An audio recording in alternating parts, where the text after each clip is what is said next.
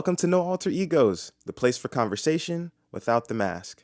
I'm your host, Trll Kennedy. We're broadcast every Monday from 2 p.m. to 3 p.m. here in Orlando, Florida on WHPB 98.5 The Wire FM, as well as WUVS 103.7 The Beat in Muskegon, Michigan. We also have a 3 p.m. Tuesday rebroadcast on WVBH LP Power 105.3 in Benton Harbor, Michigan. And if you miss any or all of those broadcasts originally, we drop a new video every week here on YouTube, on our YouTube channel, the No Alter Egos podcast. And that's every Tuesday at 5 p.m. So if you miss any of the original live air broadcasts, you can watch a video of the podcast on our YouTube channel. Once again, that's the No Alter Egos podcast on YouTube. You can connect with me at Trll Kennedy on Instagram, as well as at Trll_Kennedy on TikTok. And you can connect with the podcast at No Alter Egos on Instagram, and the same thing at No Alter Egos on Facebook. To everyone that has been listening in regularly, welcome back to the show. We're actually going to be continuing the second part of our conversation with broadcast and entertainment industry legend, Mr. Paul Porter, this week. But before we do, we have a couple of quick news headlines I want to jump into and give you guys, and then we're going to get right back into that conversation. So thank you guys for being here. Sit back and get ready to enjoy this next little block of conversation here on No Alter Egos. So, of course, this past week, the Warriors won their fourth championship in the last 8 seasons in the NBA, marking them officially, in my opinion, as a dynasty. Steph Curry certainly cemented his place as one of the best basketball players of all time with this finals victory, leading the Warriors, averaging just over 31 or 32 points a game for this series, closing out with a 34-point masterpiece in Game 6 to win the series in Boston this past Thursday night. And it reminded me so much of those early Warrior days. It was a lot of really great shooting, although Klay Thompson really hasn't seemed like his full self for much of this postseason. He still was a great contributor to the win.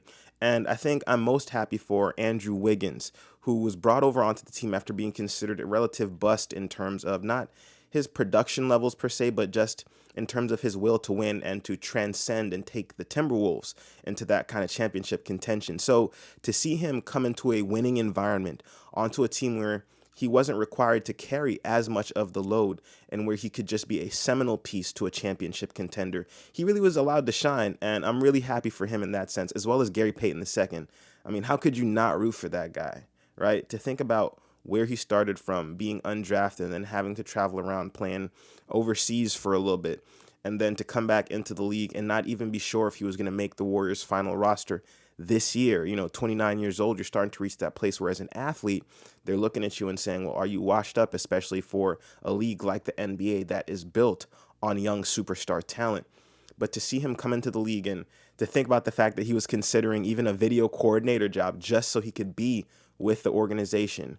But more than that, to now come back and be an instrumental part of a championship team. It's a story that really just warms your heart. And so I want to give a ton of congratulations right now to the Warriors for winning that fourth championship. Ties Steph Curry with LeBron James as well as Shaquille O'Neal in terms of ring count. And to be honest with you, I don't think they're done. Forget about the fact that Joe Lacob bought this team with his partner back in 2010 for $450 million. And in the past 12 years has transformed it into a 4-time champion, which means once every third year, the Warriors have won the championship. But he's taken the team's valuation from that $450 million that they purchased it for all the way up to $5.6 billion, making them one of the most valuable sports franchises in the world. And to see that he has built it with talent that they have mostly recruited and drafted. You're thinking about their core trio of Steph Curry, Draymond Green, and Klay Thompson, all of which were draft picks of the organization. You're thinking about the fact that they almost at one point in time were ready to trade Steph Curry to the Bucks to get Andrew Bogut, who still eventually ended up as part of that championship-winning team back in 2015. And to see how GM Bob Myers has built this team up, man, I'm super, super duper proud. I think they set a gold standard. And even for someone like me who is a hometown boy, and I grew up watching the Miami Heat, so they'll always have a piece of my heart as well. But living in Orlando, Florida, like the Orlando Magic, despite no success really since 2009, they're still my team. And I think there's some notes that can be taken from the Warriors' success and how to build a winning environment. And so, yeah, man, Just want to give a shout out to Steph Curry and the Warriors on their fourth NBA championship in the last 8 years. And to think about what they had to overcome to even get back to this point. Clay first tearing his ACL, and then in the middle of rehab after being out for a season, tearing his Achilles, having to be out for another year. To think of Draymond's injuries and Steph's injuries. And through it all, they just maintain that core belief in themselves. I think it's a lesson that we can all really glean from in terms of their resiliency, their continued self-belief in the face of extreme adversity. If you think about the injuries Klay Thompson suffered, an ACL tear is ruinous to any professional athlete, regardless of your sport, whether it's hockey, soccer, football, or basketball. Like, an ACL tear is a horrible injury, but then to compound that with an Achilles tear, another crucial leg injury, especially for an athlete that's playing basketball that requires some level of explosive movements all the time when you're talking about whether it's defense or trying to drive and get to the basket, running around without the ball, just trying to set yourself up for shots.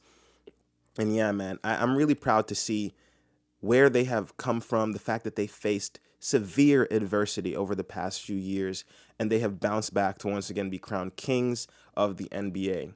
So that was my favorite story from this past week. Of course, in other national news right now, we know that we are seeing record gas prices.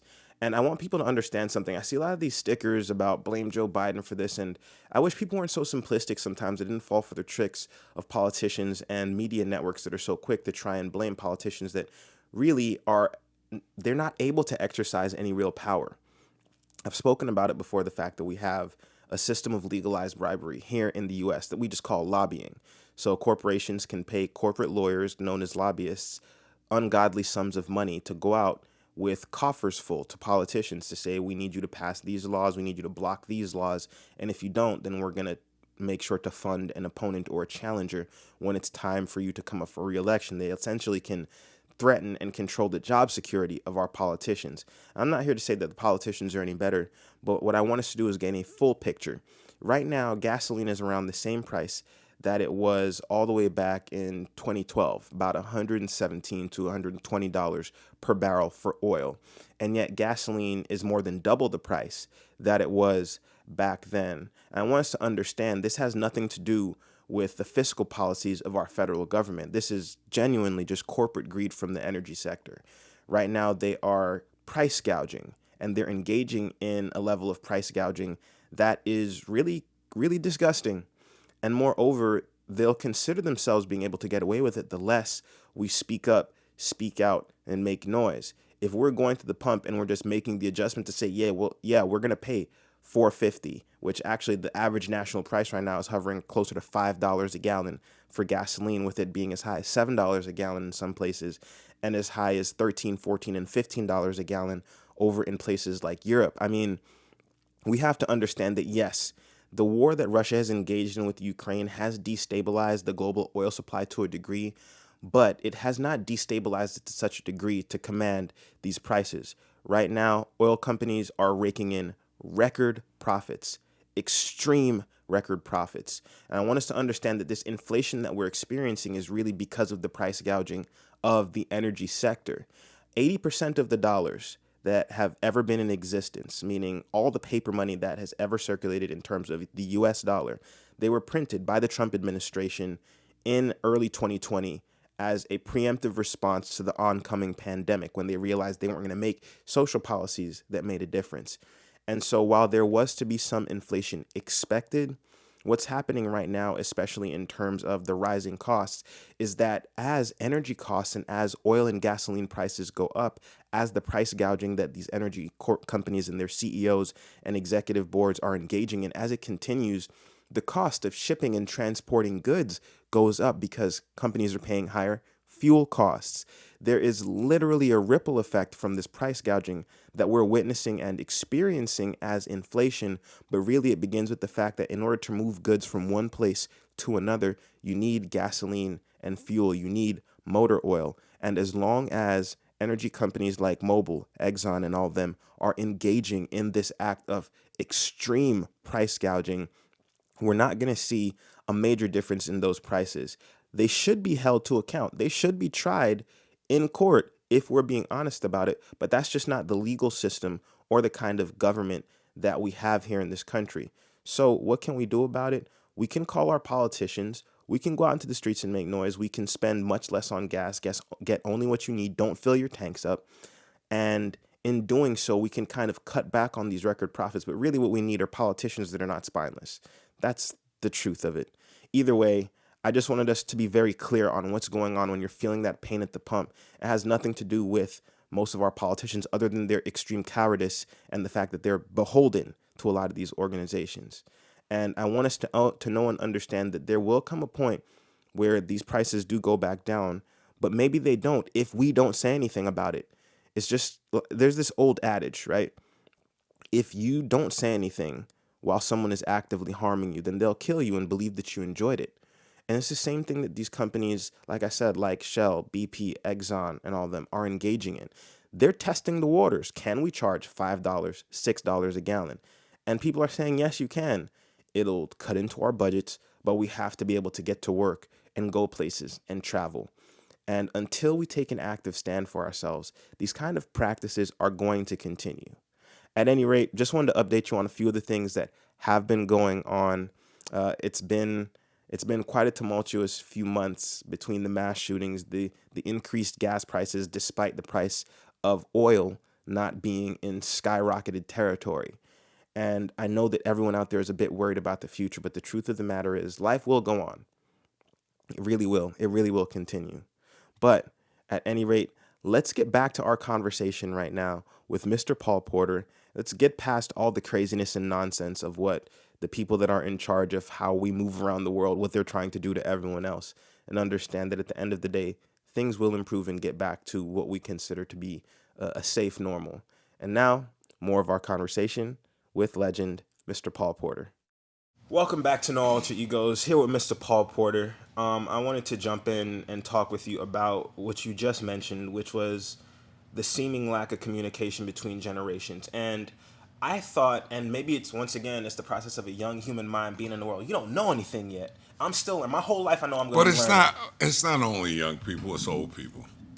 See, You well, know, it's peers that, around that this, if I'm talking to somebody who's 5 years younger than me, that I have a wealth of knowledge in, they think they're smarter than me because they've done it, somewhere else.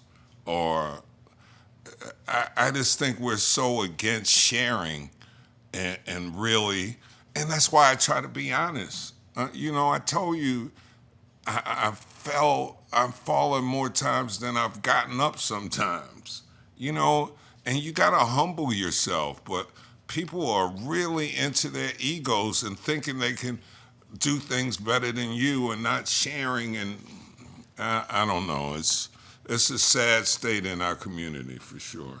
that it always, as I said, it never made sense to me because there's a few things. So when I was growing up, we looked at adults like y'all are in charge and you know what's going on.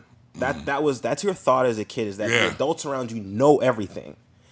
And then I got older and I was like, well, the teens don't really know. It's like, but the adults, y'all kind of still have it. And Yeah. then I became an adult and I looked around and I was like, oh, y'all don't know. But y'all know something. And I think what has been more difficult for me to process is that there is so much wisdom to be gleaned from older generations. And for the older generations, there's new ways to view and look at the world and understand your own humanity that you can gain from the younger generation. So I've never understood Yeah. why people are Because so unwilling people don't want to cross. pass the baton. That's crazy. We need Yeah, to. but that's what I mean. I'm always looking out for talent. That's So crazy. so that's why Wendy Williams can call me a mentor. Joyanne Reed from MSNBC, I told her when she got a job. So many people, Darius Walker, the bureau chief. I've been good at picking talent and trying to match people with other jobs because that's what happened to me. So I see people that have been in power positions for 30 years and ain't brought one person with them. And that's scary to me. Like, how good are you? Your legacy is built by what you bring with you to the party. You know what I mean? Like, I got a rack of people that got my back. I got a rack of people that might hate me, but I know, you know what I mean, when I do certain things. When my book came out, I had called Joy Reid and Chuck D from Public Enemy. Can you write on the back of the book, you know, the cliff notes, or not cliff notes, but Like a little synopsis. yeah, Right. and they both did it the same day. Because I've, you know, but it's just because, and if you're not always asking for something and you're just giving, it comes back to you. It comes back to you. And it might take 10 years or it might take 15 or 20, but you'll be recognized, you know? And if you can see talent and nurture it, that's where it's at, you know? But the other problem is it doesn't pay well to do public service. So people get real cheap with their time, you know, in terms of giving back. They do the ceremonious, you know, benefits, but they don't really go knock on doors. So it's got to be a combination. Yeah, it's funny that you mentioned that. Even just this podcast, I'll never forget. We met in the clubhouse room, as you said, Yeah. and he was like, "Have you considered doing radio?" And I was like, "No, not really." Yeah.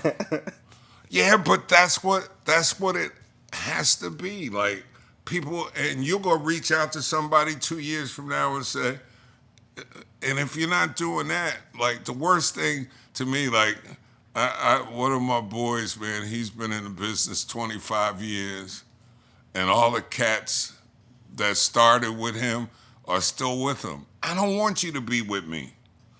I want you to go on to the next level. You know, there's a difference that people want people under them, or they want you to spread you to spread your wings. That's how I feel. A lot of people want to control you and sort of bring you in to be part of their empire, but I want to see everybody do better than me. As a matter of fact, everybody does. You know, you know, but that's okay, because I'm confident in my skin. Like, you know, I'm real confident in myself. Could it be better? Yeah. But is it pain-free and stress-free? That's even more important. Am I healthy? Can I still knock you out? Me and my son get into this all the time, you know? And he's in that Atlanta vibe, and Little Baby's his boy. He does merchandising for quality control, but he wears a bulletproof vest to work every day. That ain't fun, you know? I'm not trying to live that kind of life. Yeah. And we debate, but that's how some people got to get their bread, their cake to eat it. You know, I'm not going out that way. Yeah, it's funny how even you mentioning that, we all clearly, obviously, and I was speaking with my wife about this. One of the beautiful things about humanity is that we're not a hive mind. So everybody's different, right? Because if everybody just thought the same, did the same things, what's the point?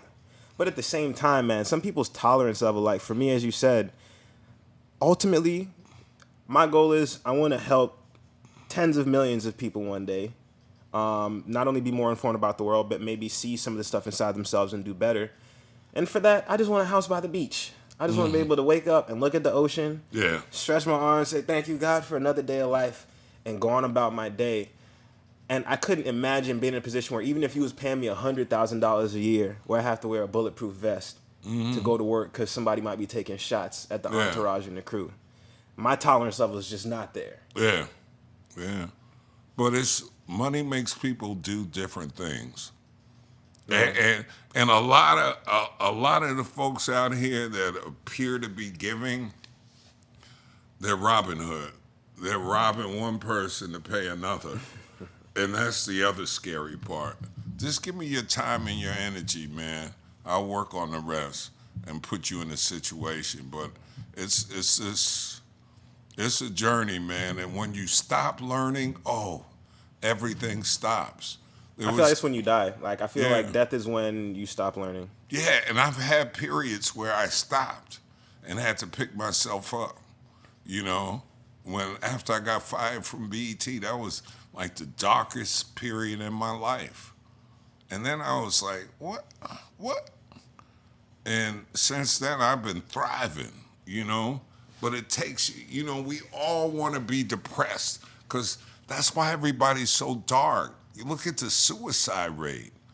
I had one of my good friends, her son committed suicide a couple of weeks ago, 30 years old, the day before his 31st birthday. And I never thought about suicide.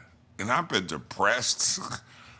But I just see so many stars, kids, and people just checking out, man. Checking out. So I want to tap into that because I think that's such an important conversation that needs to be had, and I don't talk about it too often, but I've been to that point before, Really? and I'm gonna share this because maybe there's somebody that sees this that it can help them with it, and I want to talk to you about what you were going through because I know for me, there's a situation. You know, my family had a business.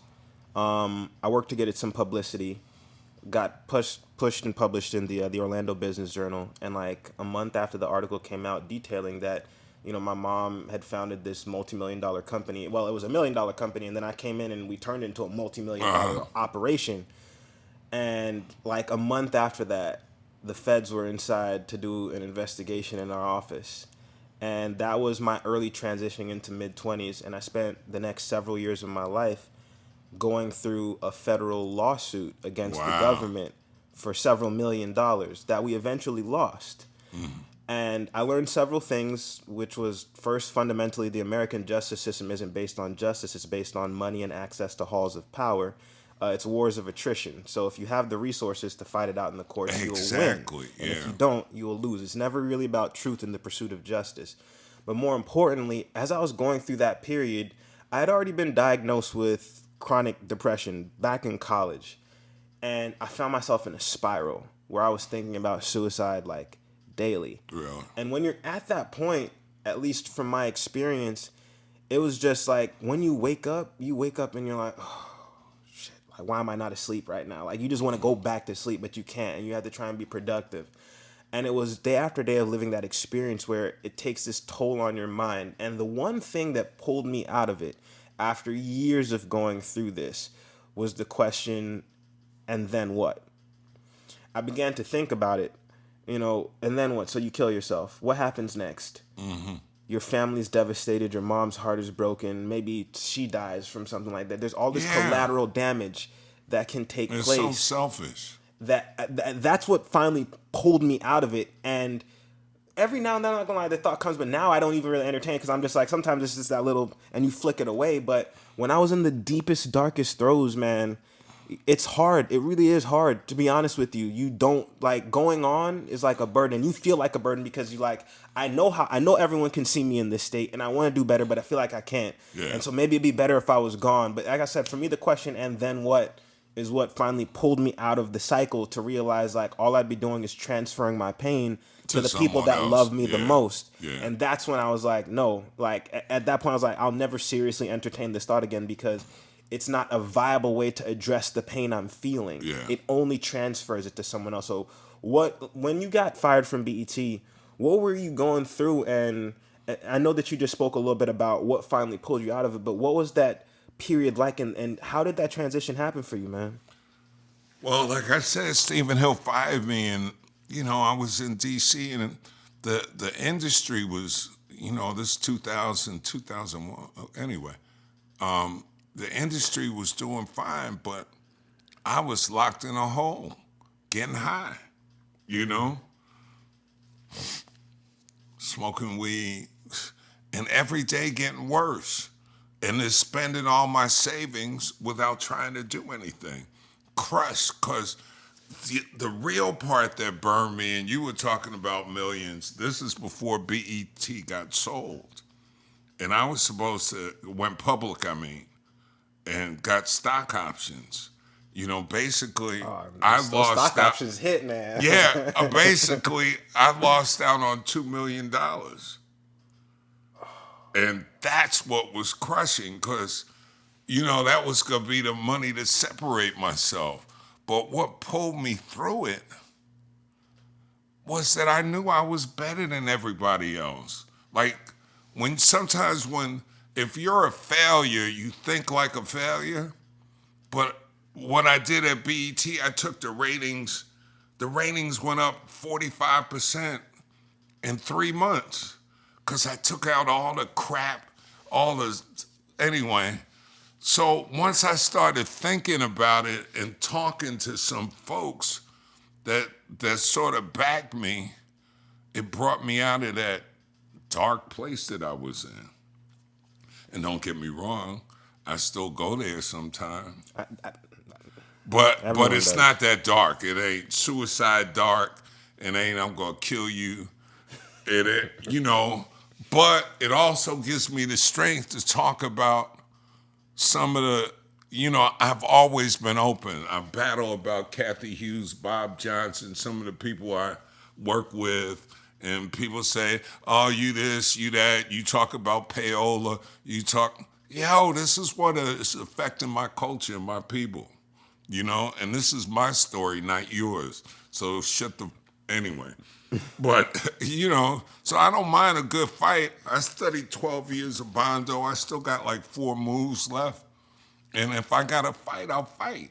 But, this being part of the system ain't cool because the system is corrupt. Like you said, you need money to do everything, You do? And there's certain point where talent gets you, but it's got to be legal talent too, Well, when you said you need men to do everything, I think people severely underestimate, because social media has shown that maybe you can go viral. People don't even understand that there's an economy behind virality too. Like, there's a literal economy behind it where there's certain companies that will find and get together groups of these influencers, so to say, to push certain trends and things like that to make it go viral. But it's, I don't know, man. Like I said, depression is a weird beast, and pulling yourself out of it. The only thing I realized, and you probably realize this too, because I think it takes a powerful force of will and a ridiculous self-knowledge to say, man, I'm better. I know how to do this. Yeah. But depression hijacks your mind. No one wants to talk about it. It's your brain hijacking itself, or whether it's society and the culture around you. Because we can talk about how there are certain cultural influences where suicide rates are certainly higher, and there's other cultures where the suicide rates are much lower, even though they're human beings and they may have stresses. Yeah. They're not choosing to kill themselves. Yeah. We don't address it too much. But I definitely want to keep things pushing. So what are some things that you've been working on recently? All I'm doing is trying to teach voice acting and doing voice acting.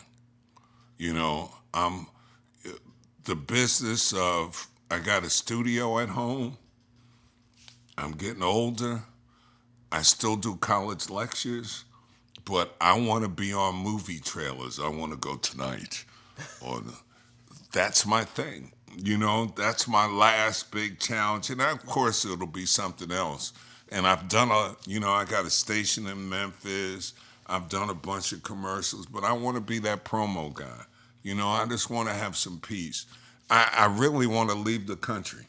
Think about heading out the country. Yo, it's real, man. I've been lucky enough to go places and spend some time. And this country is scary to me now, and I'm not scared in terms of, I'm scared for the people around me, and I just think I want a different pace in my senior years here. And and I know this is a bad time with inflation and all these things, but the attitude, man, the attitude of so-called democracy is not someplace I want to live. Oh, it's funny. This place, America, to me, has been the greatest propaganda-using nation in probably the history of all humanity, in that everything has a veneer. Like, we fought the American Revolution against the British for the freedom of all men, while at the same time harboring millions of slaves in the American South. You move forward 100 years, it takes a John Brown and the Harper's Ferry raid to kick off a civil war where the country's almost split in two over those same said slaves, whose lives were made worse because of the Haitian Revolution when the French slave masters came up to the Yeah, South and told Thomas history. Jefferson was like, yo, y'all give them an inch of freedom, they're gonna kill y'all and cut y'all throats. It's like there's so many things, and at every step, like little things I learned, like how we had to say the Pledge of Allegiance, not because of some devotion or dedication to democracy in our country, but because a flag making company wanted to find a way to get their flags in all American schools. Yeah. Is all these things that have gone on through history. And uniquely, America, we've brought several ridiculously interesting phenomena to the forefront of human culture in the past 100 years or so. So I think serial killers existed in the past. Yeah. But serial killers became extraordinarily prevalent in American society. And we're now living in an age where we're in the evolution of the serial killer. It's almost like a virus, how it mutates. Whereas the serial killers, there's still traditional serial killers out there, and we know that because the homicide solve rate is down to about 50%, so half of all murders don't get solved. Yeah. But moreover, serial killers aren't killing at different points in time. Now they're killing en masse, so we call them mass shooters. But they're Yeah. just serial killers in another iteration of it. Oh, okay. And I don't know. That's one part of the country to me. Like, what are you seeing? Because I know that you were just mentioning that you feel unsafe for the people around you. But what else are you seeing here when you say democracy isn't what you thought it would be? Just look, and I'm real honest. Life is not fair. No. You know, I call it, and I've been calling it for 30, 40 years, I call it zip code mentality. You know, I was born in 11435 in Jamaica, Queens, and if I stayed there, I'd sort of be the same person, 60 years later. Like Some people do that too. yeah, no, I know. Hey, I go back. Black Daryl's still on the block, and Lynn. It's sort of where you come in, you sort of fit in, But this mentality, I call it, this YSL young thug mentality that's going on now, where we celebrate people that count bodies. And I'm not calling Young Thug a murderer, but it's sort of like celebrated, like in the lyrics to his songs, like, hey, I'm not, it's just scary to me, man. Like, we take pride of hurting each other. Like, that's sort of like supposed to be a flex now. And before it was this money and bling, but this gangster mentality, man, we've been stuck on stupid for 2 decades now. Gangster rap has turned out to be gangster lifestyle. Do you think there's ever going to be a change to that? Of course. I just don't know when. It's going to take somebody who's going to break the bar and make it cool. Like, I know when Bruno Mars did Leave the Door Open, they were like, this sounds like an R&B record from the 80s, but he's Bruno Mars. It's a great record. Yeah, but nobody else would do it. You know what I mean? Yeah. There's other great records out there that have the same feel, but Bruno Mars is big enough that he can make a 78 ballad sound good In 2022 or 2021, yeah. because that's what music is. But everybody's not that bold, Everybody in ownership wants to do what everybody else is doing. And I've never been one to be stuck on that. So I get in fights all the time. Like, I can't listen to certain songs on my own radio station anymore because they're so dumb. There's just no substance. But because somebody sees it's got 6 million views, like, I'm not going to play an Adele record on my station. Like, Adele don't need a shot from me. Okay?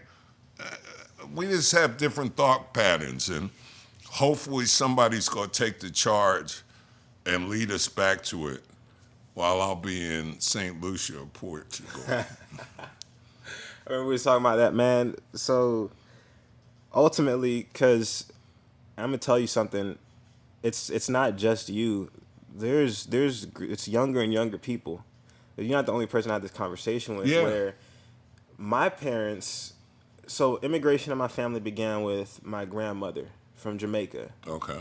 And she had to come up here and work her butt off. She was talking about this a few weeks ago. She's been up here for a few weeks, and so I had to literally, wipe crap from people's butts and do all that. And then I had to buy the bare necessities, save up, keep my tax records in order because I had to have been paying and had certain amount of years of taxes before I could file for my children to come when I first got up here. So she Okay. was paying off, and then my mom and her siblings came up to America, and so my generation was the first one that's born in America. Oh, okay. And we talk about the fact that back when they were living in Jamaica, they were sold this dream like America is the land of golden opportunities. Like you come here and you can do anything. And to an extent, it is a possibility, Yeah. but what they don't tell you is the machine that fuels those potentialities and possibilities requires some things that you're not gonna like to hear and know about once you discover it, but it's there. And so there's a lot, like myself included, where it's like, am I gonna live the rest of my life here and be in the American taxpayer base, funding wars overseas, police brutality on our home shores, funding poverty when really we shouldn't have poverty? We throw away food. There's all these little things, and for me, I'm looking at New Zealand, maybe It was funny. My cousin just moved from New Zealand. from New Zealand. Yeah, he was there for 7 years. What didn't you like about it? He did like it, but his wife got in trouble or something, and her visa and had to come back. So yeah, he loved it, but he's that type of guy. We talk about it. Moving is a tough thing. It's hard enough moving from city to city. So a different country, I know it's a possibility, but you know something though, when I'm sitting here thinking, I just know I'm gonna keep fighting here. There's too many people to fight for. What? Oh, I'm glad you mentioned that because I've been finding myself struggling with that thought process lately in terms of wanting to fight for people for a more equitable world. What to you, you're taking your last breaths on Earth. What leaves you feeling fulfilled in that moment? What are some of the tangible results that fight was worth it for you? The friends I've made, the progress that I've seen, that's like, before I used to equate it to having a big house and a nice car and money and all those things, but now it's just different, man. The peace of mind and seeing people progress is like it. Like seeing some of my folks do well. Like I'm lucky I got a lot of people that I've stayed in contact with for 40, 50 years and could call on if it was Sylvia Rohn, the head of Sony, who I met in 1978 as an intern. It's been a beautiful ride. But I don't know, and I've just seen so many people die and get sick. Like I have this big thing about health too. Like it's important to be healthy. And we don't talk about that enough. We don't. And we pass on some of the same issues and problems that we've had generationally for years. It's funny, half of my family's from Jamaica and then Trinidad. Nice. So when my mother and my uncle came from Trinidad, it was like in 51 or something. Oh, and back oh then, my gosh. I never knew the story until my mother died and my uncle told the story at her funeral. She never told me the story how they had to fly to Florida and they couldn't get a flight to New York. And you had to come through the racist South. Like, when I hear what she fought for, and I'm living on my mother right now. You know what I mean? She did everything as a seamstress, as a tech. So my grandma was doing she was Yeah. a seamstress back. That's crazy. Yeah, when you think of some of the things that they did to make it okay for you, it's unbelievable. And now we complain about everything or we don't want anything. So it's a good run, man. But I just think we owe more to other people. Like we're not lifting enough people with us. You know, we're not, and that's power. You know, I felt like I mentioned Joy Reid, and when I got to do her show, when my book came out, and she did this long intro. You know, Barack Obama was president then, and she did this intro, and she called. That was the first time she called me her mentor. You know, and I remember being on the set of 30 Rock, like, wow, that's cool. But I knew her like 10 years, you know, helping her through the process. But that's how long it takes. And I don't know if I have 10 years for everybody, but I just want to see more people win. So hurry up, win, man. Send me some money. Get that big show, and then I can be in St. Lucia's or Portugal. Those are my two favorites. I got you, man. Well, Mr. Porter, look, it's been a pleasure, man. Yo. We got to do this again sometime, but for now, I appreciate you. Thank you, not even just for this, but I think what you said was so important. A part of legacy, and it's something that I'm still learning because, you know, I'm 31 now. I wasn't thinking legacy at 31.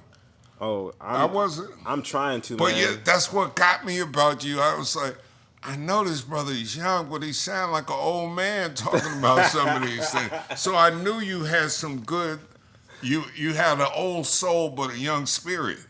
You know, and I heard that in conversations. That's why I reached, and people will tell you, and I reach out to a lot of people, but a lot of people can't handle it. You know, people ain't ready to make steps, you know, or new challenges, and you took on a challenge. And that's what happens every time. And that's why I pick winners. You know what I mean? When Joy Reid called me, she was doing one lousy show in Miami, a talk show, but I listened to her and I was like, damn, she's good. Then I Googled and said, what are you doing? You went to Harvard and did this, and you're doing a $10 an hour radio show? Then we started talking and building. So, you know, recognizing talent and trying to hook them up, because there's enough for everybody. There is more than enough globally, locally, and coming into Orlando, you know, I just thought this city was Disney. It kind of still is for the most part. Disney and high tech. But anyway, thank you, man. I definitely had a ball. Let's do it again. Oh, man, I appreciate you. Well, look, everybody, thank you guys so much for being here. Once again, to Mr. Paul Porter, I appreciate you. I'm at Music Biz U. Get the book Blackout, my 40 years in the music business. Hey, can I just tell you real quick? Yeah, no, go ahead, of course. I learned how Amazon rips you off. Okay, so Amazon, if you do a book, my book is $19.99 on Amazon, but they only pay me $3 for every book that sells. It's print on demand, and you don't get paid for it in 4 months. I always trying to share. Oh, that's a crazy royalty rate. Yeah. Oh, God.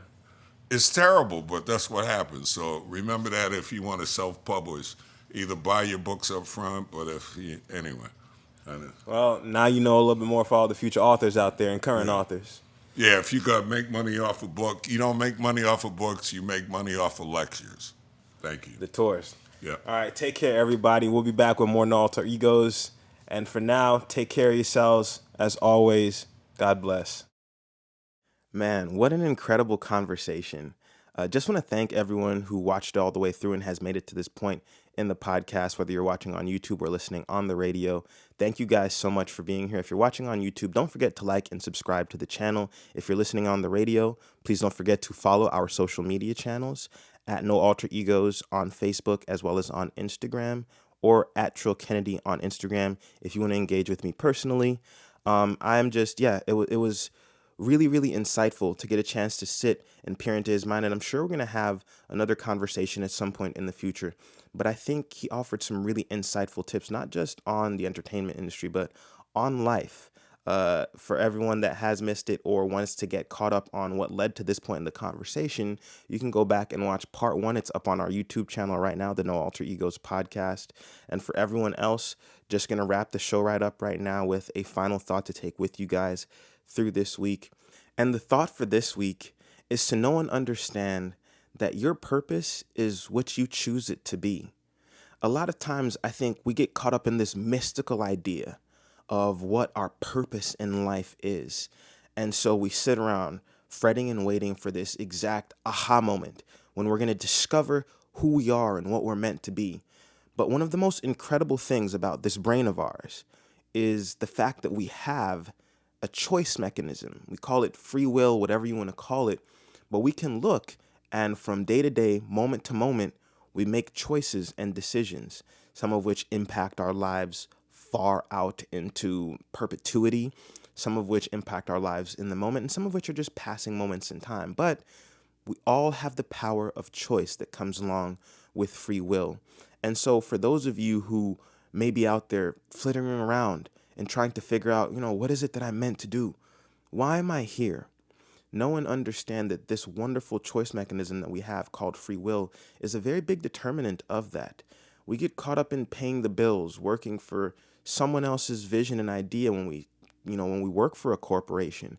But the truth of the matter is, your destiny is wrapped up totally in your choices, at least as much as those choices interweave and mesh with the choices of others in your immediate circle and to a broader degree, those who are in charge of our societies.